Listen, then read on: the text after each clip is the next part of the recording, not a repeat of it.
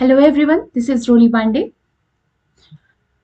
ये हमारा second previous year है। किसका? इंग्लिश पेडागोजी का।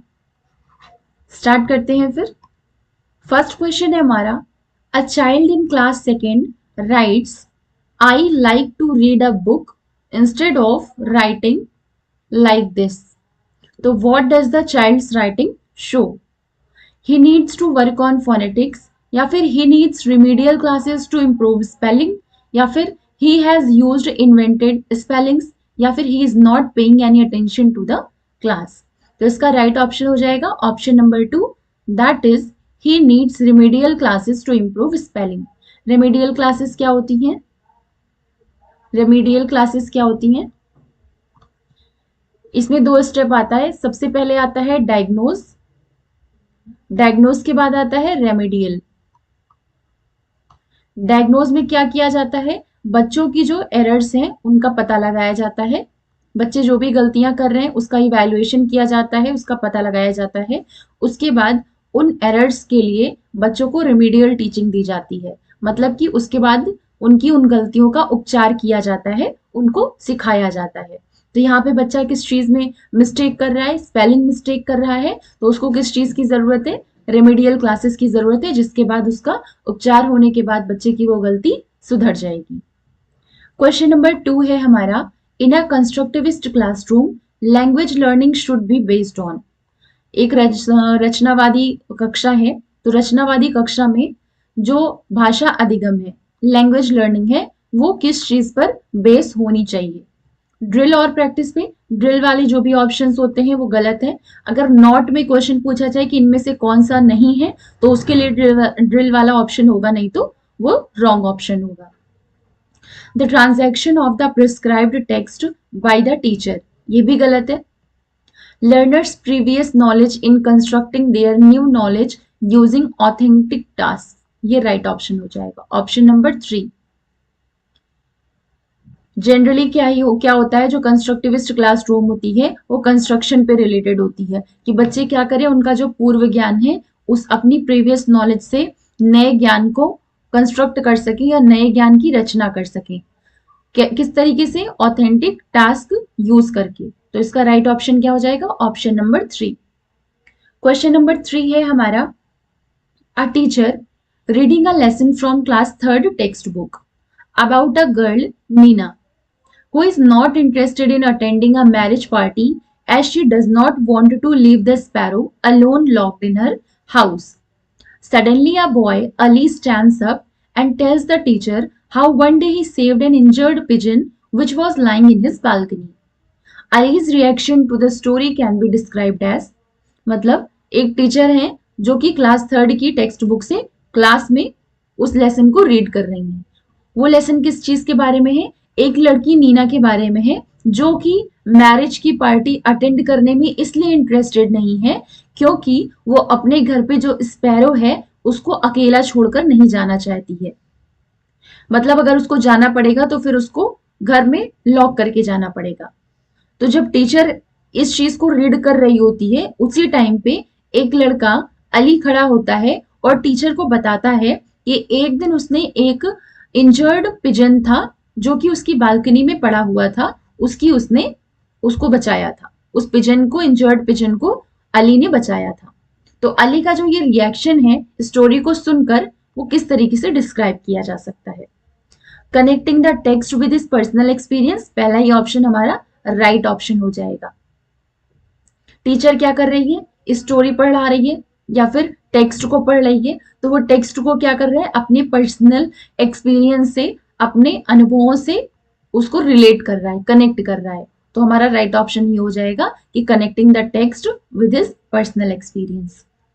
क्वेश्चन नंबर 4 है हमारा, reading comprehension is an ability to translate the written symbols, perceive and decode letters in order to read the text fluently, या फिर construct meaning by interacting with the text। ये हमारा right option हो जाएगा, option number 3। ये हमारे previous questions के answer से मैच करता है कि टीचर क्या कर रही थी? स्टोरी रीड कर रही थी, मतलब एक तरीके का रीडिंग कॉम्प्रिहेंशन हो गया। बच्चे ने क्या किया? उस स्टोरी से, उस टेक्स्ट से रिलेटेड अपने पर्सनल एक्सपीरियंस शेयर किए। मतलब कि उसने टेक्स्ट से किसी ना किसी तरीके से इंटरेक्ट किया, इंटरेक्ट करने के बाद खुद से उसकी मीनिंग कंस्ट्रक्ट की, उसके बाद टीचर को अपने पर्सनल एक्सपीरियंसेस के बारे में बताया। तो रीडिंग कॉम्प्रिहेंशन कौन सी एबिलिटी है? Construct meaning bye interacting with the text. मतलब कि टेक्स्ट से इंटरेक्ट करने के बाद उसकी मीनिंग की रचना करना, यही योग्यता कॉम्प्रिहेंशन रीड करके आती है। क्वेश्चन नंबर 5 है हमारा, a teacher has given a task to be done in groups, what will be the role of the teacher during this group work. Teacher ने क्या किया, बच्चों को एक टास्क दिया जो कि ग्रुप में करना था। तो इस टाइम पे टीचर का रोल क्या होगा इस ग्रुप वर्क में? To ensure that the task is finished on time, जो टास्क उसने दिया है वो समय पे खत्म हो, जिससे कि वो बच्चों को बार बार टाइम का ध्यान दिला सके कि टाइम खत्म होने वाला है। या फिर ensure that everyone in a group participates in the task and try to support them if required, इसको भी हम ले लेते हैं। The teacher should give full autonomy to the groups and she should sit aside on a chair. मतलब कि teacher को सारा जो भी जिम्मेदारी है वो सारी ग्रुप्स के ऊपर छोड़ देनी चाहिए और खुद एक किनारे जाकर के चेयर पर बैठ जाना चाहिए। या फिर ensure that students do not make a noise in the class. तो हमारा राइट ऑप्शन क्या हो जाएगा? Option number 2। टीचर का रोल इसमें क्या होगा कि वो इस बात का ध्यान रखे कि हर एक बच्चा इस टास्क में पार्टिसिपेट किया हुआ हो। इसके अलावा जब बच्चों को रिक्वायर हो, जब उनकी जरूरत हो, तब वो बच्चों की मदद कर सके। तो हमारा राइट ऑप्शन क्वेश्चन नंबर 5 का हो जाएगा ऑप्शन नंबर 2। क्वेश्चन नंबर 6 है हमारा, which of the following type of questions in a test will be helpful in assessing the creativity of the learners. Creativity, बच्चों की क्रिएटिविटी को एसेस करने के लिए, उसका आकलन करने के लिए इनमें से कौन से तरीके के क्वेश्चंस हैं जो टेस्ट लिया जाने पर हमको उन बच्चों का क्रिएटिविटी का आकलन करने में आसानी होगी? वन वर्ड क्वेश्चन नहीं, उससे जो फैक्चुअल आंसर्स होते हैं वो डायरेक्ट निकलते हैं। ओपन एंडेड क्वेश्चन, यही हमारा राइट ऑप्शन हो जाएगा। ओपन एंडेड क्वेश्चन में क्या होगा, ऐसे क्वेश्चन पूछने से बच्चे अपने अपने अनुभवों के हिसाब से आंसर देंगे, अलग अलग तरीके से सोच सोच कर। मतलब इससे क्या होगा, उनके ब्रेन स्टॉर्मिंग होगी, उनका दिमाग चलेगा, नए विचार का मतलब क्रिएट होंगे। तो क्रिएटिविटी कैसे पता चलेगी? अगर हम ओपन एंडेड क्वेश्चंस दे करके बच्चों का आकलन करेंगे तब। तो क्वेश्चन नंबर 6 का राइट ऑप्शन हो जाएगा ऑप्शन नंबर 2। क्वेश्चन नंबर 7 है हमारा, deficiency in the ability to write associated with impaired handwriting is a symptom of। मतलब लिखने की योग्यता में जो impaired handwriting है वो किस चीज का सिम्टम है? मतलब राइटिंग अच्छी ना लिख पाना, ये कौन सी राइटिंग की एबिलिटी की डिफिशियंसी में आता है? अफेजिया या फिर डिस्कैलकुलिया या फिर डिस्ग्राफिया या फिर डिस्फेजिया? राइट ऑप्शन हो जाएगा इसका ऑप्शन नंबर 3, डिस्ग्राफिया। ग्राफ से ही समझ में आता है राइटिंग से रिलेटेड है, और डिस किसी मतलब इनएबिलिटी को या फिर इम्पेयरमेंट को शो करता है। डिस का मतलब क्या होता है? किसी ना किसी तरीके की इम्पेयरमेंट को शो करता है, इम्पेयरमेंट को शो करता है। और ग्राफ से रिलेटेड क्या होता है? राइटिंग। तो ये क्या हो गया, जो राइटिंग हैंड राइटिंग इम्पेयरमेंट है उसको क्या कहेंगे? डिस्ग्राफिया। ऐसे डिस्कैलकुलिया जो होता है वो कैलकुलिया से समझ में आता है, कैलकुलेशन से रिलेटेड होता है। कैलकुलेशन में जो मिस्टेक्स होती हैं या फिर इम्पेयरमेंट होता है जो कैलकुलेशन का, उसको डिस्कैलकुलिया कहते हैं। तो क्वेश्चन नंबर 7 का राइट ऑप्शन हो जाएगा option number 3, that is dysgraphia. Question number 8 है हमारा, in our role play student at the end said this news report is presented by the reporter एंश्योर एंड कैमरामैन प्रिया। यहां पे अहमद लिख लीजिए। The teacher said that instead of cameraman you should say camera person. It indicates that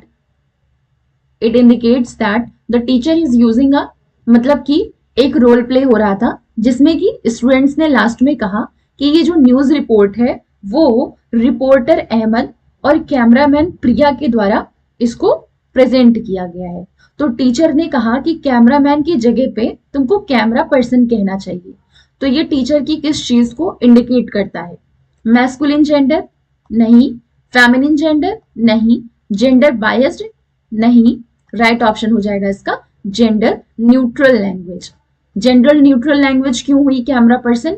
क्योंकि जो person है वो main और विमेन दोनों को एक्सप्रेस करता है। तो ये क्या हो गया? जेंडर न्यूट्रल लैंग्वेज हो गई। तो क्वेश्चन नंबर 8 का राइट ऑप्शन क्या हो गया? Option number 4, that is gender neutral language. Question number 9 है the theory of universal grammar was formulated bye. ये आप सबको पता होगा कि नोम चॉम्स्की हैं जिनके द्वारा यूनिवर्सल ग्रामर की थ्योरी फॉर्मुलेट की गई थी। इन्होंने कहा था लैड एक डिवाइस होती है, लैंग्वेज एक्विजिशन डिवाइस होती है, जिससे कि बच्चे के अंदर अनकॉन्शियसली हर तरीके की, पूरे वर्ल्ड की कोई भी लैंग्वेज हो, हर लैंग्वेज की अनकॉन्शियसली उनको उसका ज्ञान होता है सिंबॉलिक फॉर्म में।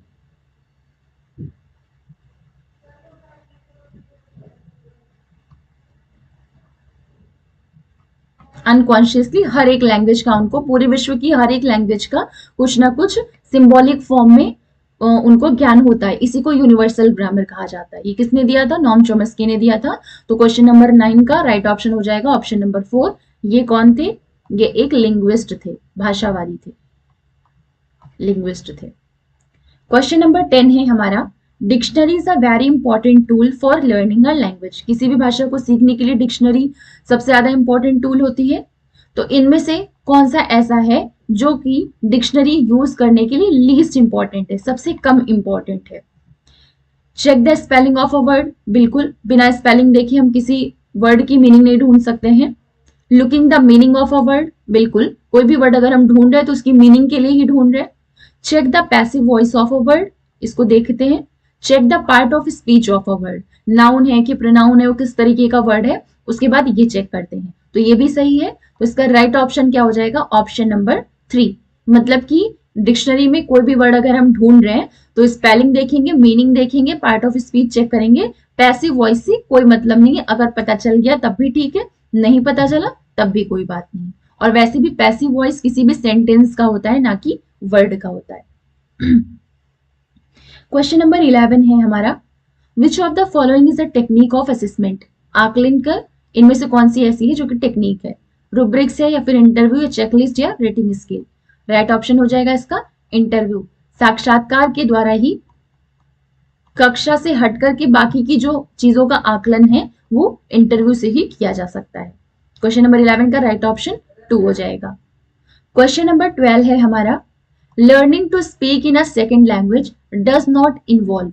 मतलब कि अगर हमको सेकेंड लैंग्वेज बोलना सीखना है तो उसके लिए क्या चीजें ऐसी हैं जो कि इन्वॉल्व नहीं है? Second language, grammatical language, it's pronunciation, culturally bound speaking events, theoretical knowledge of language. इसके लिए थ्योरेटिकल नॉलेज, उस भाषा की थ्योरेटिकल नॉलेज की जरूरत नहीं है। प्रोनाउंसिएशन करके, उससे रिलेटेड कम्युनिकेशन करके, उसके ग्रामर को थोड़ा बहुत समझ करके और कल्चरली बाउंड स्पीकिंग इवेंट से हम उस भाषा को, सेकेंड लैंग्वेज को सीख सकते हैं। तो लास्ट ऑप्शन जो है ऑप्शन 4 ये गलत होगा। तो क्वेश्चन नंबर 12 का राइट ऑप्शन हो जाएगा ऑप्शन नंबर 4। क्वेश्चन नंबर 13 है while developing writing skill among students a language teacher should most importantly focus on। मतलब कि जब बच्चों में राइटिंग स्किल डेवलप करनी हो उस टाइम पे एक भाषा शिक्षक को, मतलब एक जो लैंग्वेज टीचर है, उसको सबसे ज्यादा किस चीज पर फोकस करना चाहिए? Good handwriting? नहीं। Grammatical aspects? नहीं। वर्ड लिमिट्स पर भी नहीं। Expression of ideas? किसी भी भाषा को राइटिंग स्किल को डेवलप करने के लिए उसमें मेनली क्या देखा जाता है? बच्चे अपने विचारों को कितनी अच्छी तरीके से एक्सप्रेस कर पा रहे हैं। तो सबसे ज्यादा फोकस किस चीज पे करना चाहिए? कि एक्सप्रेशन ऑफ आइडियाज। जितने अच्छे से वो अपने आइडियाज को एक्सप्रेस करेंगे, अपने विचारों को एक्सप्रेस करेंगे, उतनी अच्छी राइटिंग स्किल उनमें डेवलप होगी। क्वेश्चन नंबर 14 है हमारा a teacher divided their students of class 5th into groups of 6 and provided each with a short story. Then she asked them to imagine, discuss, and write the story with a different ending. In this activity, the teacher is developing their, मतलब एक teacher ने क्या किया, class 5th के जितने भी बच्चे थे उन सबको 6 ग्रुप्स में बांट दिया और हर एक को एक स्टोरी, छोटी स्टोरी दे दी। उसके बाद उसने बच्चों से कहा कि अब तुम इमेजिन करो, डिस्कस करो और उसके बाद स्टोरी को लिखो एक अलग एंडिंग के साथ। मतलब जिस एंडिंग के साथ वो स्टोरी दी हुई है उस एंडिंग से हटकर कुछ अलग सा सोच करके अपने हिसाब से डिफरेंट एंडिंग के साथ उस स्टोरी को इमेजिन करो और डिस्कस करो। तो इस एक्टिविटी में टीचर बच्चों में क्या डेवलप कर रही है, इस एक्टिविटी से बच्चों में किस चीज का विकास होगा? कंट्रोल्ड राइटिंग नहीं, क्योंकि बच्चे अपने हिसाब से सोच रहे हैं, तो कंट्रोल्ड राइटिंग तो हो ही नहीं सकती है। गाइडेड राइटिंग, हाँ एक तरीके से गाइडेंस ही है, लेकिन इसमें बच्चे अपने हिसाब से ही सोच करके, अपने हिसाब से इमेजिन करके स्टोरी का एंडिंग लिखेंगे, तो गाइडेड राइटिंग भी गलत ऑप्शन है। क्रिएटिव राइटिंग, ये किस तरीके की राइटिंग हो गई, किस तरीके का लेखन हो गया? रचनात्मक लेखन, क्रिएटिव राइटिंग हो गई। तो क्वेश्चन नंबर 14 का राइट ऑप्शन क्या हो जाएगा? Option number 3। क्वेश्चन नंबर 15 है हमारा, before starting a new lesson from the text book a teacher should focus on. Teacher को क्या करना है? टेक्स्ट बुक से जो नया लेसन है उसको स्टार्ट करना है, तो उसको स्टार्ट करने से पहले टीचर को सबसे पहले किस चीज पे फोकस करनी चाहिए? जो उस लेसन का मोरल दिया हुआ है उस पे, या फिर उस लेसन में जो ग्रामेटिकल एस्पेक्ट्स हैं उस पे, या फिर choosing difficult words in the lesson and giving their meaning. जो डिफिकल्ट वर्ड्स हैं उनको चूज कर ले, चूज करने के बाद उसकी मीनिंग्स बता दे, ये भी गलत है। Connecting the theme of the lesson with learners previous experience, क्या करना चाहिए उसको? सबसे ज्यादा फोकस किस चीज पे करना चाहिए कि लेसन जिस भी थीम पे दिया हुआ है उस थीम को बच्चों के उनके जो पूर्व ज्ञान है या पूर्व अनुभव है, प्रीवियस एक्सपीरियंस है, उससे कनेक्ट करा के उसके बाद लेसन को स्टार्ट कराना चाहिए। ये थे हमारे क्वेश्चन नंबर 15 तक। दूसरा प्रीवियस ईयर हमारा आज यहाँ पे कंप्लीट हो गया इंग्लिश पेडागोजी का। अब नेक्स्ट वीडियो में थर्ड प्रीवियस ईयर हम स्टार्ट करेंगे। किस चीज का? इंग्लिश पेडागोजी का। इसके बाद ईवीएस या मैथ में से कोई स्टार्ट करेंगे प्रीवियस ईयर का सॉल्यूशन। मिलते हैं नेक्स्ट वीडियो में। Thank you.